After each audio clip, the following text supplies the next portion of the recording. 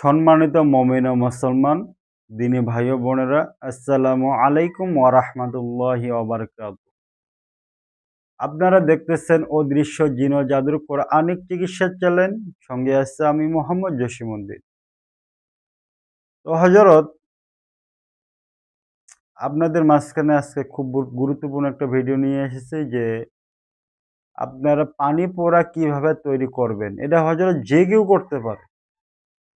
এই পানি পোড়াটা যে কেউ আপনারা করতে পারবেন, কিন্তু শুধু আমরা কি করি, একটু পানি পড়ার জন্য কত কি না যে করে থাকি। এই হুজুরের কাছে যাও, ওই হুজুরের কাছে যাও, ওই কবিরাজের কাছে যাও, ওই মোতাব্বিরের কাছে যাও।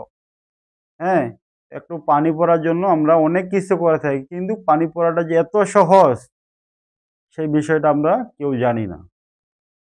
যে বিষয় নিয়ে আজকে আমরা কথা বলবো, যে আপনারা পানি পড়াটা, নিজের পানি পড়া অথবা নিজের সন্তানকে অথবা নিজের ফ্যামিলিকে, অথবা আপনি দেখতেছেন কোনো একটা ব্যক্তির কোনো সমস্যা হয়েছে, আপনি নিজেও ইচ্ছা করলে পানিটা পরে দিতে পারবেন।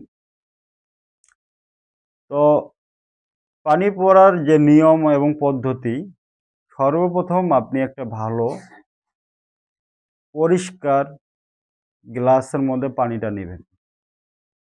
পানিটা নেওয়ার পর, অথবা বোতলেও নিতে পারেন, কিন্তু অবশ্যই পরিষ্কার থাকতে হবে।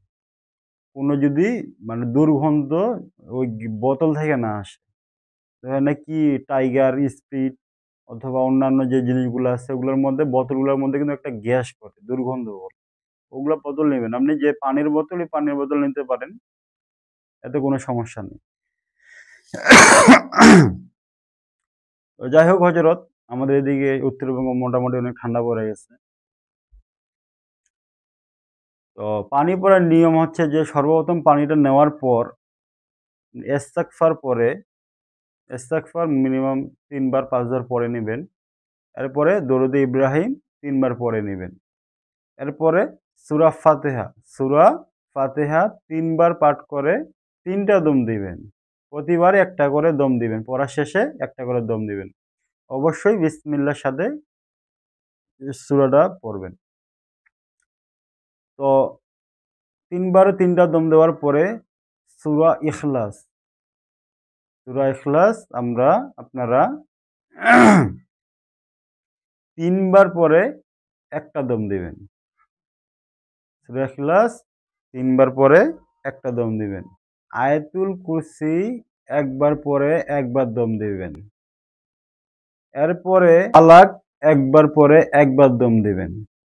এরপরে সূরা নাস একবার পরে একবার দম দিবেন। এরপরে সূরা কাফিরুন পরে একবার পরে একটা দম দিবেন। জিনিসটা আপনাকে ভালো করে বুঝাতে পারছি অবশ্যই। প্রথমত ইস্তেগফার দরুদ শরীফ পড়ার পর একবার পানিতে দম দিলেন। দ্বিতীয়ত সূরা ফাতিহা ৩ বার পাঠ করার পর ৩টা দম দিবেন। এরপরে সূরা ইখলাস ৩ বার পাঠ করে একবার দম দিবেন।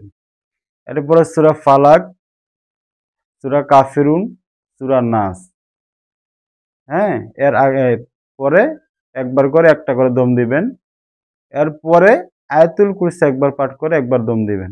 ওকে। এরপরে যে না করতে হবে, আপনাদের যদি সূরা জিন আপনাদের মুখস্থ থাকে, ১ থেকে ৫ নং আয়াত, সূরা জিনের ১ থেকে ৫ নাম্বার আয়াত, এই আয়াতটা পাঠ করে একবার দম দিবেন। তো ইনশাআল্লাহ, যদি সূরা জিন আপনার মুখস্থ থাকে ভালো, আয়াতটা যদি না থাকে দেখেও পড়তে পারেন, কোনো সমস্যা নাই। যদি না পারেন তাও কোনো সমস্যা নাই, জাস্ট একটুকি পড়লেই হবে। তো এই আমলটা করে যে কেউ, যার কারো পানি পড়া দিতে পারেন, অবশ্যই নিজে তৈরি করতে পারেন। অথবা যারা মুতাব্বির ভাইরা আছেন, আপনার এই নিয়মে পানি পড়া যে কোনো রুগীকে, যেগুলো হলো মনে করেন না কেউ যদি আসে, এই নিয়মে পানি পড়াটা দিয়ে দিবেন ইনশাআল্লাহ।